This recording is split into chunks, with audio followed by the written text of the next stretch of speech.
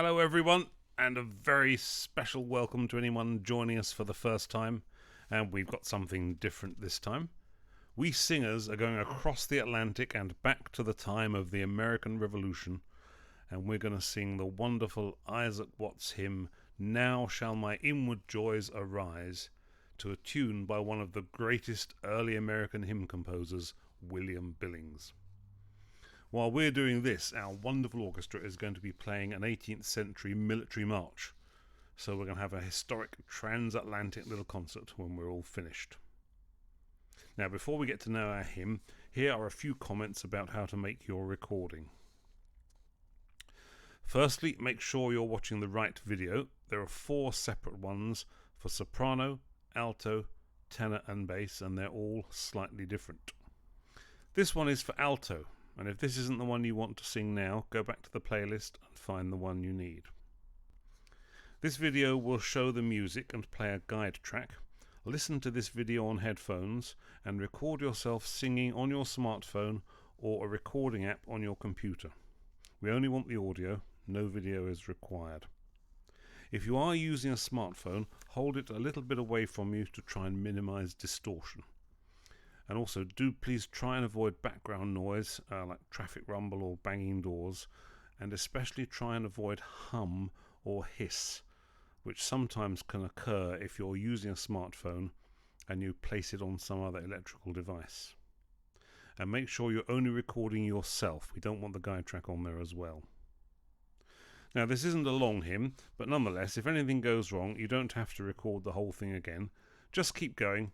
Join at the next verse, and then afterwards record again the bit that went wrong, either at the end or on a separate audio. And we have special magic powers, and we can stitch them together, and nobody will notice a thing. William Billings came from Boston in New England, and he was born on October the 7th, 1746, and died there on September the 26th, 1800. He was a tanner, and also the hog reeve, meaning he was responsible for keeping marauding pigs out of colonial New England gardens. In those still early days, settlers from England, Scotland and Ireland came across and brought with them their hymns, including many from Isaac Watts. William Billings is generally regarded as one of the best of the New England hymn tune composers from those distant early days. You could say he was the father of American hymnody and psalmody. He was the first American composer to publish his own music, and the engraving for this was done by no less a figure than Paul Revere, who was a noted industrialist, as well as, of course, famous for the midnight ride in the American War of Independence. Now, Billings in particular wrote many tunes which he set to hymns by Isaac Watts, and it's an Isaac Watts hymn that we're going to be singing now. Fashions and styles of American hymns moved on in the mid-19th century, and you will not find much Billings in normal hymn books these days. But you will find him in some remarkable books such as The Sacred Harp. These are hymn books of the old traditional American style, usually known as Sacred Harp or Shape Note, from their distinctive style of notation, which combines conventional music with symbols to indicate the intervals on a scale, a system designed to be a simpler way for those who can't read normal music to follow a tune. Sacred harp or shape note music is now widely sung for pleasure, and there are many groups that do it, not only in the USA, but also in the UK, Germany, Ireland, and even places like Poland and Japan. There are conventions that in normal times will meet annually. Check them out on YouTube. It's a great style of singing, and if you like the one we're doing now, track down a group when COVID is over and you'll enjoy it. Now, Billings was very particular about this style of singing, and he put guidance for singers in his music. He was particularly partial to having both men and ladies sing the top or treble line as well as the tenor or tune. So we're going to do that today, and I'll explain how presently. One other key thing about this kind of music is that the hymns are sung unaccompanied and quite intensely. They're either fast or slow, and this one is a slow, meditative one.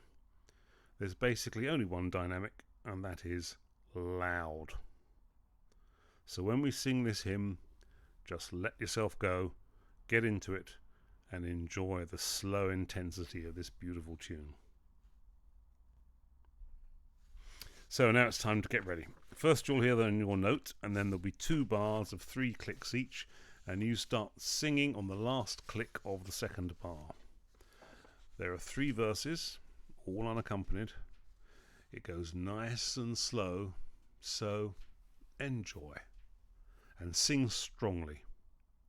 And in particular, it's part of the style to really emphasize the first beat of each bar, so there's a powerful, steady pulse to this whole piece.